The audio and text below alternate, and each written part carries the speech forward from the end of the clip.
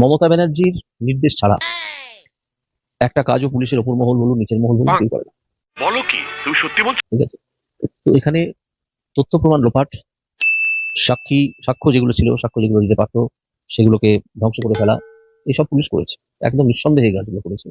এবং এই কাজ মমতা ব্যানার্জির নির্দেশ ছাড়া, এটা বা কনসেন্ট ছাড়া বা তার অর্ডার ছাড়া এটা হতে পারে না।